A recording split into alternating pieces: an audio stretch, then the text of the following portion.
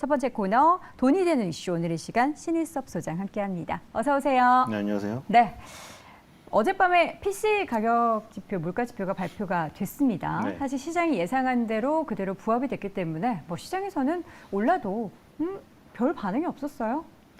네, 저희 저번에 잭슨홀 그 미팅에 대해서 네.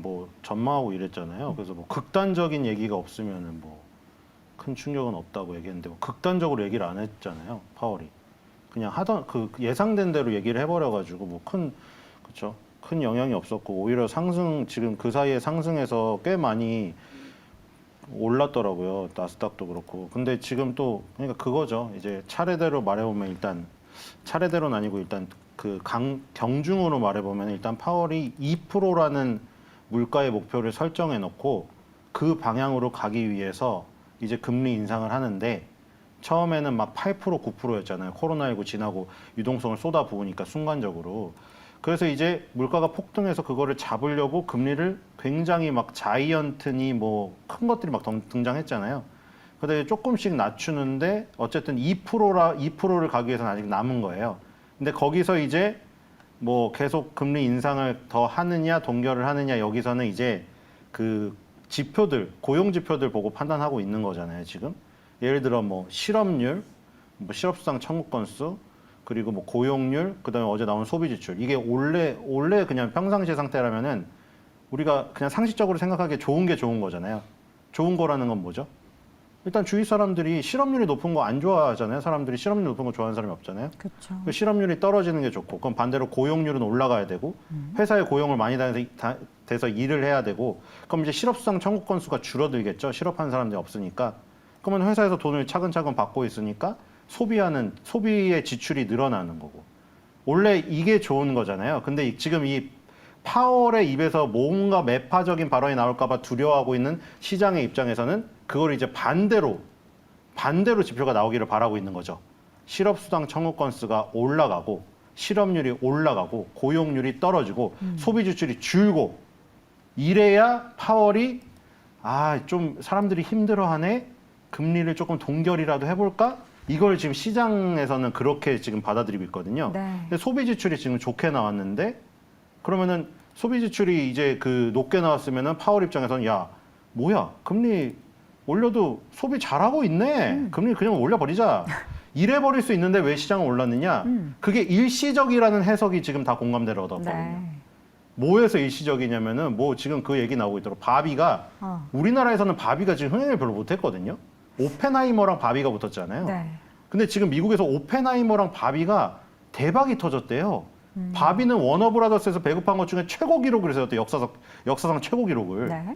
그리고 오펜하이머도 지금 우리나라에서도 3시간 상영 시간인데 저는 못 보겠더라고요. 엉덩이에 종기 날까 봐. 저는 중간에 조금 잤습니다. 그렇죠. 그게 너무 다큐멘터리식이어서. 그래서 어쨌든 그게 대박이 나서 사람들이 일시적으로 바비랑 오펜하이머를 보려고 질렀다는 거죠. 근데 그 소비 지출에서 그 부분이 차지하는 게 적음에도 불구하고 압도적인 흥행 성적으로 영향을 미쳤기 때문에 이건 약간 블랙스완 같다는 거죠. 검은 백조가 태어날 확률이 거의 없잖아요. 네. 그래서 사람들은 소비 지출이 좋게 나왔지만 이건 일시적이라는 거를 파월도 알 것이다. 영화가 계속해서 오펜하이머, 바비 같은 게 빵빵빵 터질 수 없다. 다음 분기에도. 그러니까 다음 분기에는 줄 것이다. 그래서 파월도 그거를 인지를 했기 때문에 소비가 좀 어렵네. 그냥 단기적으로 영화표 한번 질렀나 보다. 그래서 동결할지도 모른다 이거 보고. 네. 그래서 시장이 오히려 안심을 하면서 그렇죠? 반도체 주며 IT 빅앱 IT 주며 이런 거 다 반등해가지고 주가가 좋았어요. 그러니까 지금은 시장이 상식적으로 생각하는 거랑 반대예요. 파월의 입장에서 생각해야 돼요. 파월의 입장에서 어떻게 하면 사람들이 이제 힘들어하면은 조금 동결을 할까? 이러면 시장이 오히려 좋아요. 지금 시점에서는 그러면은 일단 우리 소장님께서는 9월에도 금리 동결할 걸로 중론이 지금 펼쳐지고 있는데. 그러니까 아무리 해도 동결이죠. 인하로는 아니죠, 이거는. 인하는 어떻게? 인하는 아니죠. 아예 그 마이너리티 리포트에 있다고 했잖아요. 그 연방은행 총재 중에 몇 분이 주장하는 사람이 있어요. 그래요? 근데 어차피 그게 마이너리티 리포트이기 때문에 최종 그 의결에는 그게 받아들여질 가능성이 없어요. 그러니까 아무리 물러서 봐야 동결이고, 그렇죠? 인상 아니면 동결이죠. 너무 3분의 1라 그건가? 네. 어쨌든 인상해봐야 베이비 스텝이고, 아니면 동결. 그래서 시장의 충격이 이제 좀 제 생각에는 이게 지난 게 아닌가, 그렇죠? 금리를 여기서 뭐 조금 인상하나 동결하나 큰 어떤 상황이 있을까? 저는 이거보다는 지금 그 거래 대금이 가장 큰 게 테슬라랑 엔비디아더라고요. 항상 거래 대금이란 게 시가총액 곱하기 거래량이잖아요. 네. 결국 테슬라와 엔비디아의 주가가 혹은 실적이 훨씬 더 중요한 게 아닌가 이제는 이런 거시적인 상황은 조금 제 생각에는 지난 것 같습니다. 여기서 뭐 파월이 뭐 크게 뭐 어떤 변동이 있는 게 없잖아요. 네. 갑자기 자이언트 스텝을 내놓는다거나 그런 이런 너무 큰 충격이죠. 그렇죠. 근데 그럴 가능성이 우리가 좀 상정하기가 좀 확률이 굉장히 희박해 보입니다. 네.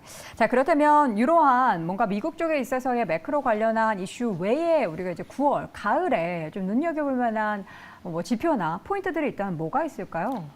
아, 미국에서 아니면 한국 다? 전체적으로 우리 증시에 영향을 미칠 만한 내용 중에서 뭐 데이터들이라든지 일단은 좀 항상 아쉬운 건 이거는 그 근본적인 문제인데도 맨날 얘기할 수밖에 없는 게 지금도 보시면은 유럽 증시 차트나 일본 유럽까지 안 가도 돼요. 솔직히 일본 니케이나 아니면 TSMC가 시가총액 1위로 있는 대만이나 유럽이나 미국 증시를 보시면은 쟤네는 정말 여기서 꺾여도 할 말이란 게 아니라 고점을 돌파해 놓고 그러니까 우리나라는 항상 시간이 없다는 거예요. 이게 너무 아깝죠. 걔네들은 벌써 사실 다 고점을 유럽도 다 고점을 돌파했어요. 코로나19 때 고점을 다 돌파해놨다고요. 네. 증시가 지금. 거기서 뭐 나중에 아까 말한 대로 뭐 정말로 이상한 블랙선이 벌어서 충격이 오더라도 고점이 이제 저점이 돼 있으니까 눌림목이 되겠죠. 근데 우리나라는 아직 그 코로나19 때 고점에 그냥 한 3분의 1인가 갔었나? 가지도 못한 상황이어서 정말 아쉽습니다. 그러니까 이게 한국 증시를 얘기하려고 하더라도 계속 외국 얘기를 할 수밖에 없는 거예요.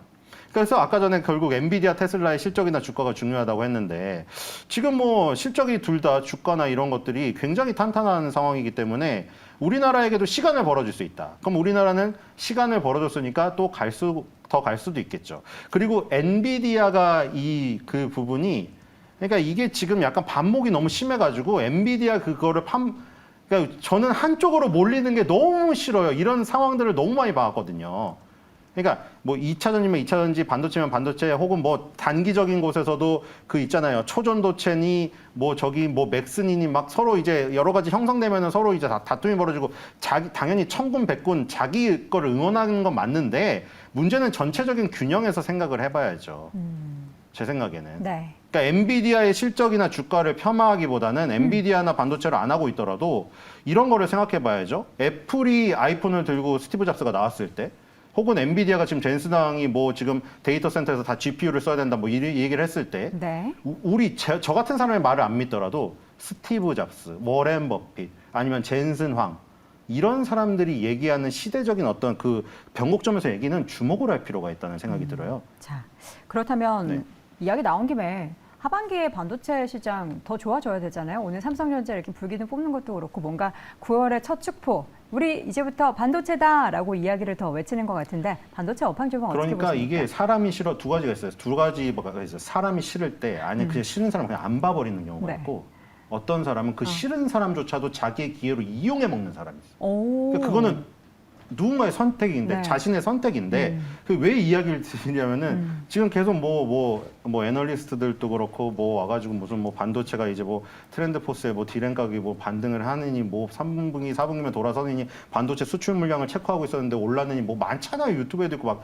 근데 이제 그 반도체를 싫어하는 사람들 그런 사람들의 말 자체가 싫은 거예요. 저거는 전부 다 개인들을 꼬시기 위한 항상 그랬고 개인들을 꼬셔가지고 궁지에 몰아넣어가지고 또 슈퍼 사이클을 매겨가지고 삼성전자 10만 원 간다고 해놓고 나 5만 원 가게 반토막 나게 만들 거다. 근데 이런 게 있습니다. 전체적으로 막 한 95% 100%의 사람들이 한쪽으로 쏠려가지고 의견을 얘기하잖아요. 네. 근데 그게 특히 뭐 바닥권에서 턴어라운드 할 때나 이럴 때는 먹힐 가능성이 크기 때문에 그게 싫어도 그걸 이용해 먹으면 돼요. 이렇게 바람이 불어가지고 몰려 올라갈 때 편승해가지고 이익만 취하고 나오면 되는 거죠. 그 사람하고 뭐 이해관계가 뭐 굳이 있을 필요가 있나요? 그런 의견과. 그래서 제 생각에는 이렇게 쏠림이 이제 이쪽으로 오기 시작할 때 물결이 한번 올 가능성이 크다.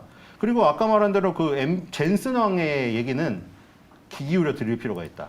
물론 엔비디아의 CEO니까 자기네 회사를 좋게 얘기하겠죠. 네. 하지만 자기네 회사라서 좋게 얘기하는 거 보다 더 큰 것, 있다. 제 생각에는. 그러니까 엔비디아가 그거 새로운 것을 들고 나와갖고 어떤 반도체 그러니까 사이클을 반도체도 사실 엄밀히 얘기하면 시클리컬입니다. 네. 그렇죠? 근데 왜 철강이나 정유랑은 다르게 계속 우상향했을까요? 컴퓨터가 나오고 저기 핸드폰이 나왔고 인공지능이 나오고 그래서 그것 때문에 사이클은 있지만 우상향 사이클을 가져온 거잖아요. 그래서 그런 부분에서 이제 TSMC의 낙수 효과가 올 거고 네. 엔비디아가 다 TSMC에 맡기니까요. 그다음에 이제 TSMC에서 이제 장비를 살 때 장비 회사들이 움직이는데 지금 장비 회사들이 상당히 강하게 움직였어요. 네. 그다음에 이제 소부장 중에서 장비가 움직였으니까 소부가 소재나 부품이 이제 움직일 차례가 오겠죠. 이런 순환매들이 우리나라에 떨어질 가능성이 크다. 왜냐하면 우리나라는 엔비디아, TSMC 같은 회사가 없으니 그보다 작은 소부장들이 많이 포진되어 있거든요. 그러니까 그런 부분에서 우리나라에서 굉장히 그 두각을 나타내는 업체들은 이미 사실 강하게 움직였는데 이런 부분들이 더욱더 연결될 가능성이 크다. 그리고 반도체가 사이클이 이렇게 한번 어떤 새로운 폼팩터가 딱 떨어지고 나서 형성이 됐을 때는 그 사이클이 끝날 때까지 주구장창 끝까지 간다는 거. 굉장히 오랜 시간 동안. 네. 그거를 염두에 두고 지금 접근을 해야 되지 않나. 네, 알겠습니다. 대표적인 섹터로 반도체에 대한 의견을 좀 여쭤봤고, 이제는 로봇 관련한 종목이 다시금 또 시장에 집중이 되고 있어서 9월 이후에도 로봇에 대한 관심을 어떻게 꾸준히 가져봐도 좋을지. 네. 근데 여기서 일단 제일 처음에는 항상 뭐든지 똑같은데 대장을 해야 되는 게 여기서도 아시겠죠? 대장이라 하면 레인보우 로보틱스랑 뉴로메카를 했을 때 수익률 차이가 상당히 벌어져 있죠. 그리고 지금 이게 긴 시간이 없어서 설명 못 하는데 이게 계속 순환매예요. 자, 일단 레인보우 로보틱스랑 뉴로메카, 두산 로보틱스, 그리고 지금 유니버셜 로봇이라는 덴마크의 유니버셜 회사, 그 회사가 이제 미국의 테라다인 회사로 상장돼서 나스닥에 테라다인이 있어요. 근데 그거 빼고 1위, 3위, 4위가 두산 로보틱스, 레인보우 로보틱스, 뉴로메카예요. 네. 근데 얘네들은 F&B, 푸드 앤 베버리지. 그러니까 교촌치킨이나 고피자에서 활동하는 로봇파를 만드는 애예요. 얘네가 간 다음에 누가 갔죠? 이제 우리가 지금 F&B보다 덜 가는 곳. 병원이나 약국의 로봇팔, JVM. 병원의 로봇팔, 큐렉소. 이게 갔죠. 그 다음에 또 뭐가 갔죠? 이제 만질 수 있는 로봇들이 가니까 만질 수 없는 광의의 로봇이 갔죠. 인공지능. 뭐예요? 루닛, 뷰노, 딥노이드 이런 게 갔죠. 네. 걔네들은 이제 병원에서 의사를 도와주는 역할이에요. 네. 그 다음에 이제 간 게 뭐냐면 병원 말고 병원에 들어갈 약을 개발하는 현장에 있는 로봇, 인공지능. 네. 그게 갔죠. 그런 것들이 뭐죠? 바이오로 지금 제목이 기억이 안 나네. 종목명이요? 기업명이요? 네, 파모로직스가 있어요. 하여튼 그런 것들이 갔어요. 지금 상한가를 계속 갔고요. 그래서 이제 이런 것들을 보시면은 이 순환매가 계속 끊임없이 몇 번을 돌면서 큰 테마 같은 경우에는 계속 오른다는 거죠. 그러니까 이제 왜 이렇게 순서대로 얘기해 드렸는지 알겠죠? 우리가 먼저 생각나는 거, 우리가 실생활에서 먼저 접근할 수 있는 거, 근데 그 다음에 전문직이 만질 수 있는 거, 이제 만질 수 없는 로봇. 이런 식으로 이어지면서 순환매가 돌면서 몇 번을 가는데 지금 다시 턴이 어디로 돌아왔는지 잘 보세요. 레인보우 로보틱스로 턴이 다시 돌아왔잖아요. 1번 타자로. 근데 이게 몇 번이 간다는 거죠. 이 큰 테마는. 1번 타자에서 9번 타자까지 갔죠. 그럼 1번 타자로 또 돌아와요. 그게 한 3회가 돌아요.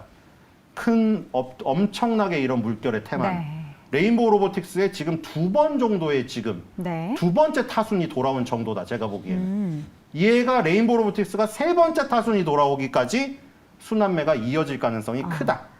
추가적인 이렇게 보입니다. 그리고 로봇. 아까 말한 그 광의의 로봇 인공지능까지 해서 뭉뚱그려서 여러분들이 공부하시고 그런 그 어떤 시점 판단하셔가지고 네. 예, 하시면 될 것 같습니다. 알겠습니다. 다시 한번 로봇주에 대한 관심을 추가적으로도 지켜볼 만한 부분이 있다라는 내용을 전달받았습니다. 지금 코스피 지수의 향후의 움직임을 어떻게 좀 보시는지 궁금합니다. 지금 시점에서 좀 매력적인 가격대다라고 이야기하시는 분도 있고요. 다시 한번 좀 주가의 9월의 상승을 이야기하는 쪽도 나오는데 우리 신혜수 소장님은 9월 시작 어떻게 좀 보시나요? 9월 시장은 지금 굉장히 좋을 가능성이 크죠. 왜냐하면 우리나라만 봐서는 어떻게 답이 없고요. 우리나라는 절대 혼자 움직이지 못해. 우리나라는 후발주입니다. 그럼 미국을 봐야 정말 될까요? 후발주예요. 아니 차트에 니케이 증시랑 우리나라만 비교해도 알잖아요. 니케이 증시는 지금 신고가예요. 고점을 다 돌파해 놨단 말이에요. 네. 우리나라는 지금 고점에도 아직도 한참 못 미쳐 있는 상황이기 때문에 위에서 시간을 무조건 많이 벌어줘야지 우리나라는 그 희망이 생기는 거죠. 네. 그래서 지금 이제 다우나 나스닥이나 S&P 500이나 지금 필라델피아 반도체 지수 중에서 필라델피아 반도체 지수가 가장 강해요. 그러니까 우리나라의 희망이 있고 9월 달에 전망이 좋게 얘기하는 거예요, 지금. 우리나라는 삼성전자가 시가총액 1위니까 당연한 얘기가 아니겠습니까? 그러니까 지금 필라델피아 반도체 지수가 고점 돌파를 눈앞에 두고 있고 4천 돌파를 눈앞에 두고 있거든요. 네. 얘네가 4천을 돌파해서 신고가를 간다. 그러면 이제 우리나라에게도 많은 기회가 오는데 필라델피아 반도체 지수의 4천 돌파를 긍정적으로 보고 있으니 결론적으로 9월달 시장을 좋게 본다고 얘기하는 거죠, 제가 지금. 네. 그게 결론입니다. 9월의 시장은 결론적으로는 긍정적인데 오늘 이야기 나눴던 반도체 그리고 로봇 관련해서도 지켜볼 만하고 그 밖의 섹터의 움직임은 또 다음 시간에 저희가 확인해 보면 좋을 것 같습니다. 자, 오늘 이 시간 벤자민 투자연구소 신일섭 소장 함께했습니다. 소장님 고생하셨습니다. 네.